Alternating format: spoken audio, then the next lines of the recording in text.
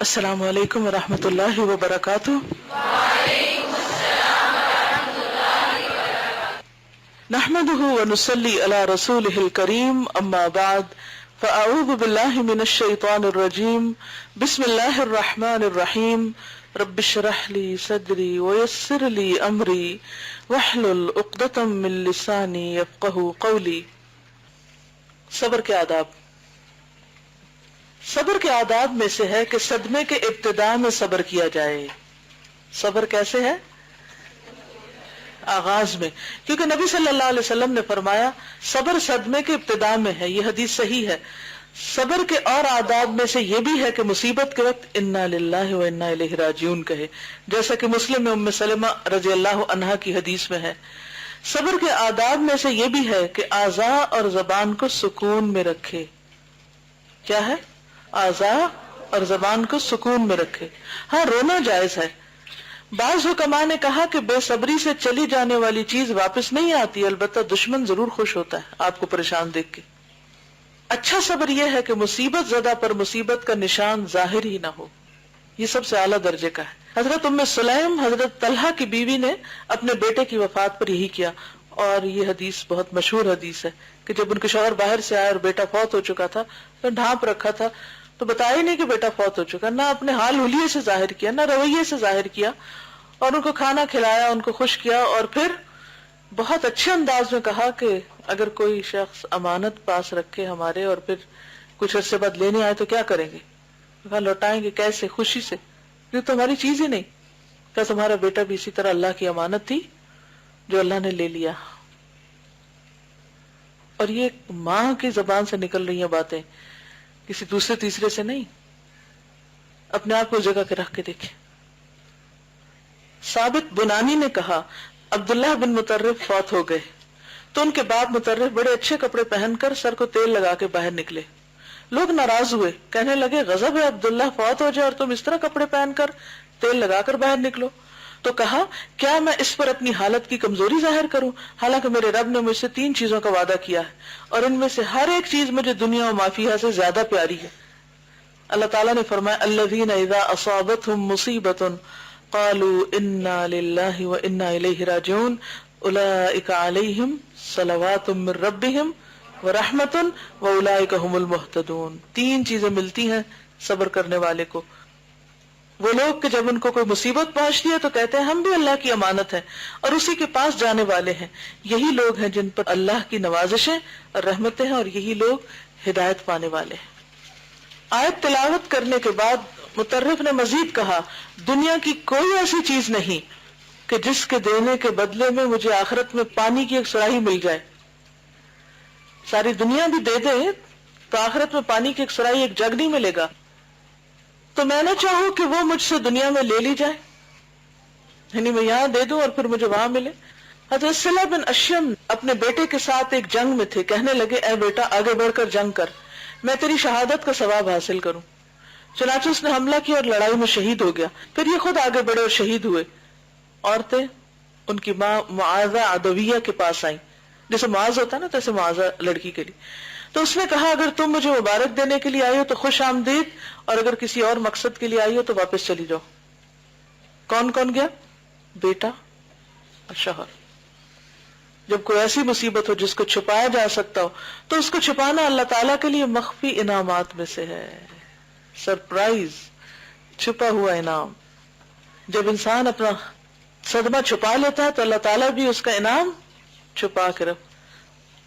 حضرت ابو ہریرہ رضی اللہ عنہ نے نبی صلی اللہ علیہ وسلم سے روایت کیا ہے کہ آپ نے فرمایا جب بندہ بیمار ہوتا ہے تو اللہ تعالیٰ اس کی طرف 2 فرشتے بھیجتے اور فرماتے کہ دیکھو اپنے تیمارداروں سے کیا کہتا ہے، یعنی جو اس کی عیادت کرنے کے لیے آئے ہیں دیکھو جا کے ان سے کیا باتیں کرتا ہے۔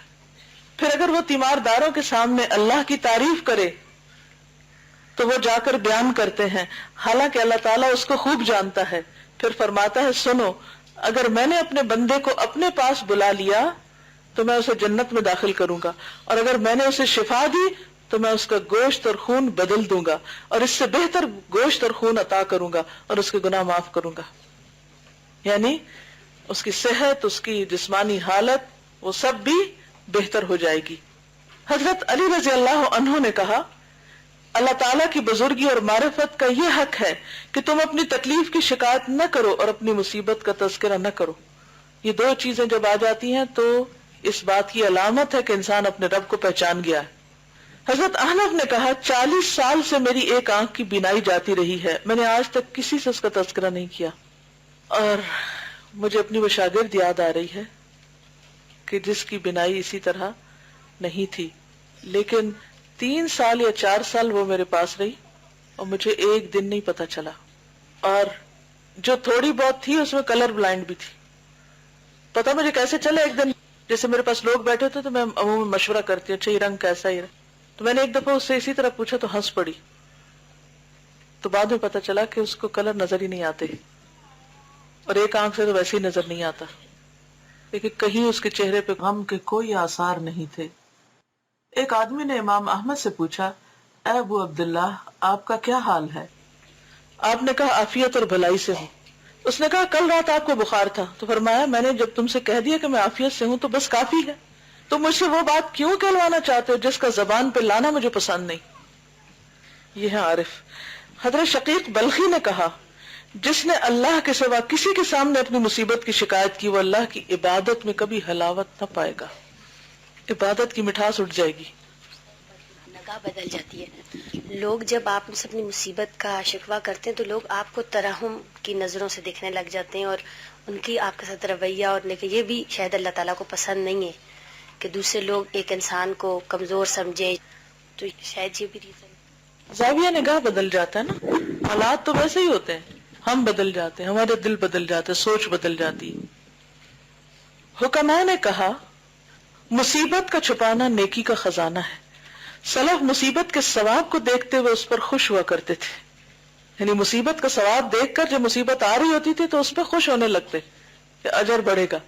اس کے متعلق ان کی بہت سی حکایات مشہور ہیں, جن میں سے ایک یہ ہے جب حضرت عمر بن عبد العزیز کا بیٹا عبد الملک فوت ہوا تو حضرت عمر نے ان کو دفن کیا اور قبر پر مٹی ڈالی, پھر کھڑے ہو گئے.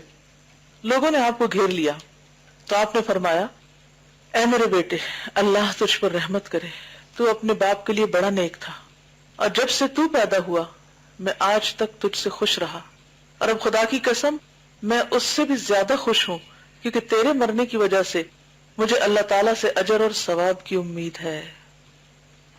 نافرمان بیٹا فوت ہو جائے تو انسان پھر بھی کیا کہتا ہے, دکھ تو ہوتا ہے مگر شکر ہے جان چھوٹی, مصیبت ٹلی.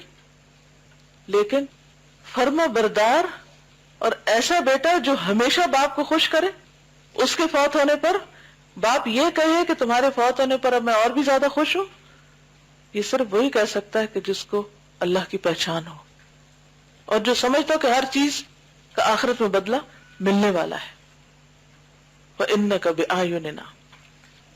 اگر کہا جائے کہ صبر سے مراد مصیبت کو برا نہ سمجھنا ہے تو اس پر آدمی کو کوئی اختیار نہیں, بری چیز بری تو لگتی ہے, اور اگر مصیبت کے وجود سے خوشی ہے جیسا کہ تم بیان کرتے ہو تو یہ اور بھی مشکل بات ہے. جواب یہ ہے کہ صبر یا تو محبوب کی جدائی سے ہوتا ہے یا کسی ناپسندیدہ چیز کے آنے پر جو انسان کے اختیار میں نہیں. اس کی ممانعت نہیں, اور وہ دل کی بے چینی ہے.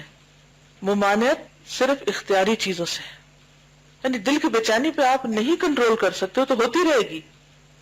تو پھر کس چیز سے روکا جا رہا ہے؟ جیسے گریبان پھاڑنا, رخسارے پیٹنا, زبان سے شکوہ کرنا. اور وہ جو ہم نے مصائب آنے پر بعض کی خوشی کا تذکرہ کیا تو وہ خوشی شرعی ہے, طبعی نہیں. یعنی یہ اندر کی خوشی, دل کی خوشی نہیں, بلکہ اللہ کی رضا کی خوشی, کیونکہ طبیعت تو لازماً مصیبت کو ناپسند کرتی. یعنی یہاں یہ نہیں سکھایا جا رہا کہ آپ مصیبت کو پسند کریں یا خوش ہو کہ ہائے شکر ہے مصیبت ہے, نہیں.